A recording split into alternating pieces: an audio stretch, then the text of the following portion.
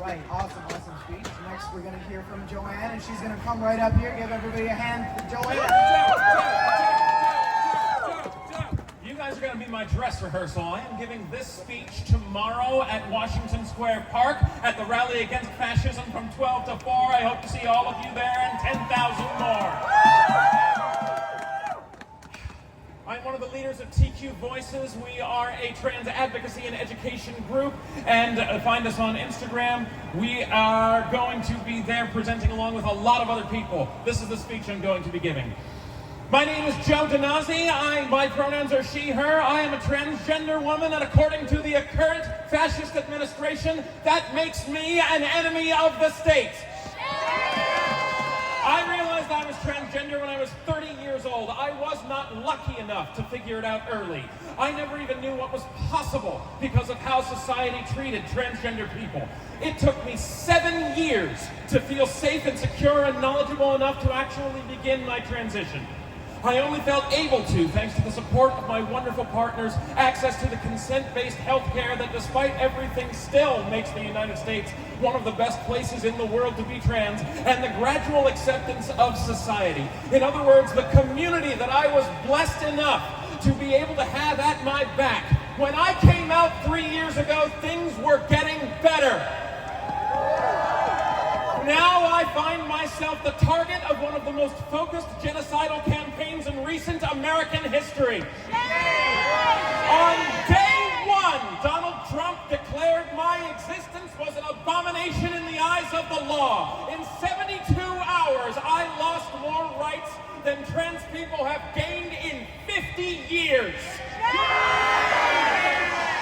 According to them, trans women are a public threat, and trans men and non-binary people don't exist at all. They are trying to erase us. Before November, I was worried. Now I am terrified. I have been harassed and threatened in the street. Police confiscated the tools I carried for self-defense.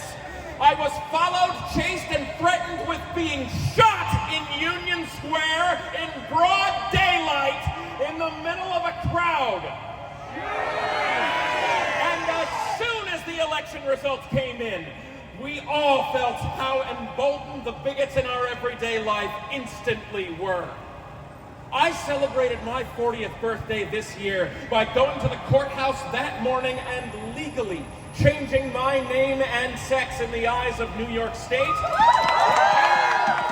of October 1st, there is an F on my file, and my name is legally Princess Joanne Robin Donazzi.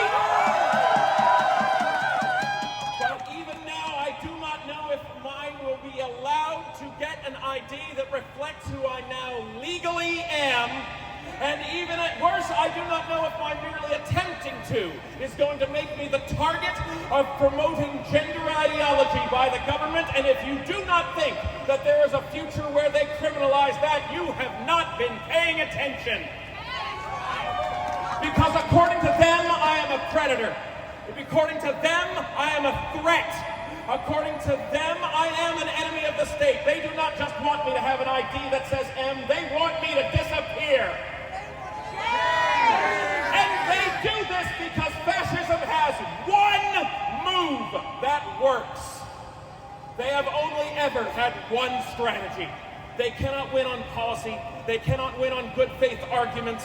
The only move that fascism has ever had has always been exactly the same. Choose a marginalized minority that lacks the social collateral and power in society to be able to adequately defend itself. Make them out to be a threat to the safety of the general populace of good, decent people. Play on their fear, cast themselves as the only ones who can defend good, God-fearing people, who can be the defenders of the truly vulnerable in society, and ride that fear to consolidate power. It has always been the same. I am not the first, and I will not be the last. Before me, it frankly still is and was Hispanic immigrants. Before them, it was leftists. Before them, it was Muslims. Before them, it was gays. Before them, it was drug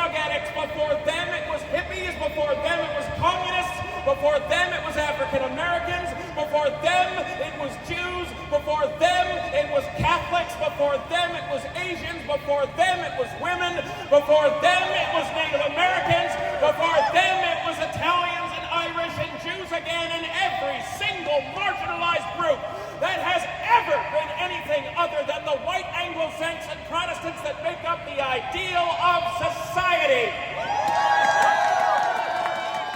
And the truly scary part is that it is working. Please do not make the mistake of thinking that every decent person knows the things you know or even thinks the way you think. Over 50% of all polled voters across party lines in this most recent election said that the left has gone too far with transgender rights. And this was easy when they spent decades publicly casting queerness and transgenderism specifically as sexual deviancy, as a morally weak failing. And when that is the case, of course, merely saying out loud, "I am here and I exist," is forcing perversion on everyone. I am not a bad person. No, you're not. I am not a deviant, and I am not perverted unless you ask nicely.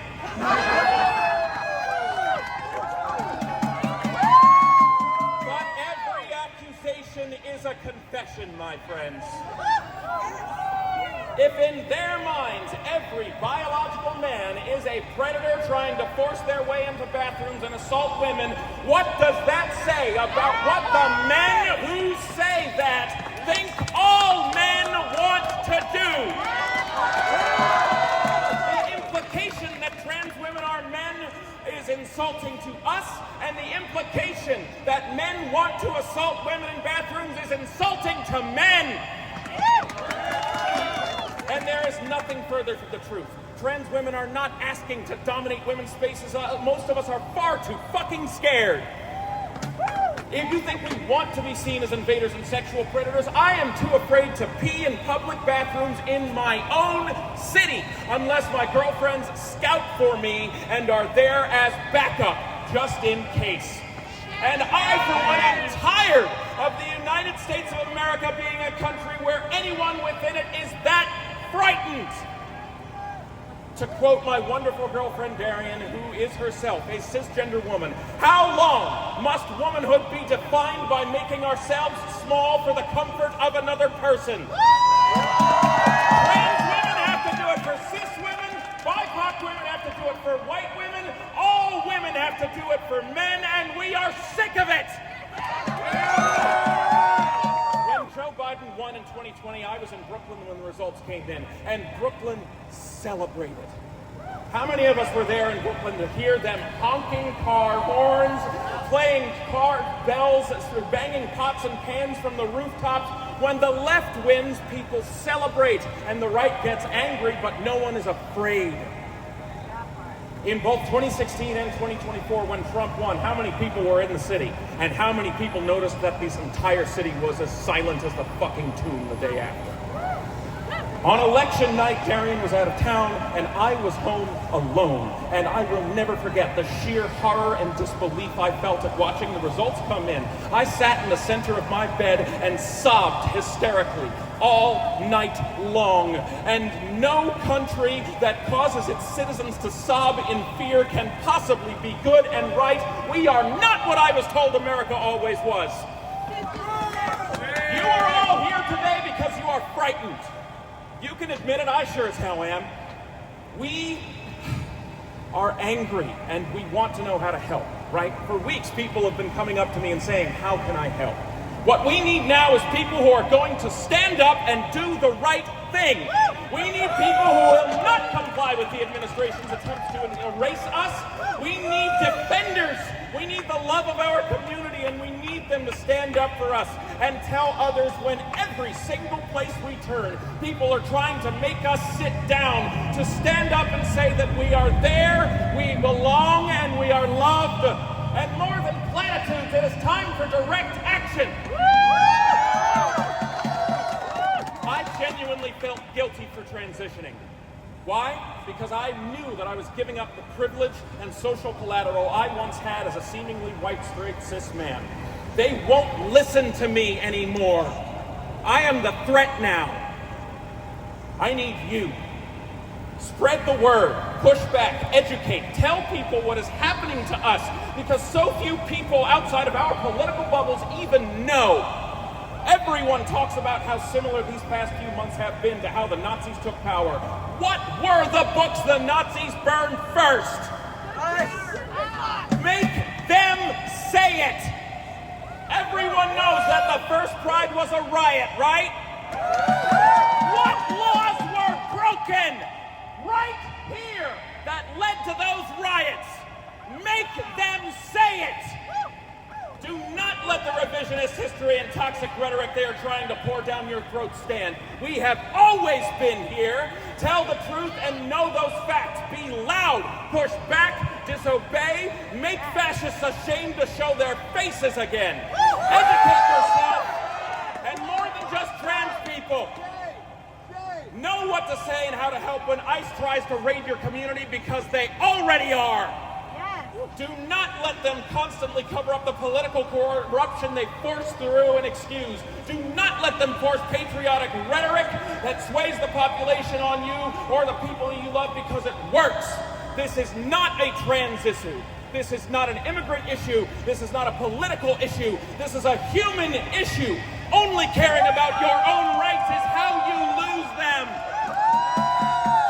To close, I want to say one last thing.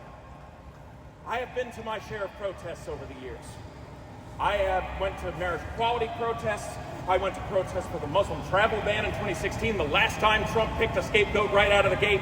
I went to Black Lives Matter protests. I went when I felt safe enough to navigate COVID. I went to pro-Palestinian protests last year. But this is the first movement I have ever been a part of where my flag is the one being waved, and I want to say thank you. Now, go